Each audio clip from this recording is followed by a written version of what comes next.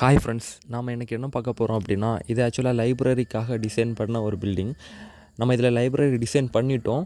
அப்புறம் work ப்ராசஸ்க்காக திங்ஸும் unload பண்ணியிருக்கோம். இது ஆக்சுவலாக ஒர்க்கு ஸ்டார்ட் பண்ணதுக்கு அப்புறம் எடுத்த வீடியோ. பாருங்கள், ரேக் எல்லாமே பண்ணியிருக்கிறோம்.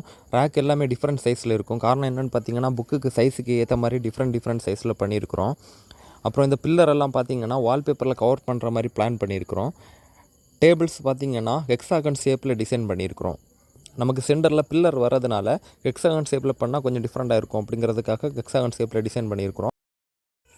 அப்புறம் இது பார்த்திங்கன்னா நம்ம வால்பேப்பர் பண்ணுறதுக்கு முன்னாடி டேபிள்ஸ் அப்புறம் ரேக்ஸ் இவ்வளோ கம்ப்ளீட் பண்ணதுக்கப்புறம் அவுட்புட் எந்த மாதிரி இருக்குது அப்படிங்கிறதுக்கான ஒரு வீடியோ. பாருங்கள், டேபிள் எல்லாமே கம்ப்ளீட் பண்ணிட்டோம். பின்னாடி பார்த்திங்கன்னா பேட்ரி ரூம் இருக்குது. அந்த ரூமை கவர் பண்ணுறதுக்காக நம்ம WPC பேனலிங் பண்ணியிருக்கிறோம், அந்த டோர் தெரியாத மாதிரி. அப்புறம் இங்கே பார்த்திங்கன்னா ரீடிங் கார்னர் யூனிட் பண்ணியிருக்கிறோம். அப்புறம் இங்கே பார்த்திங்கன்னா ஸ்டாஃப் உட்காந்து சாப்பிட்றதுக்காக ஒரு செப்பரேஷன் பண்ணியிருக்கிறோம். டேபிள்ஸ் எல்லாமே ஹெக்ஸாகன் ஷேப்பில் கம்ப்ளீட் பண்ணியாச்சு.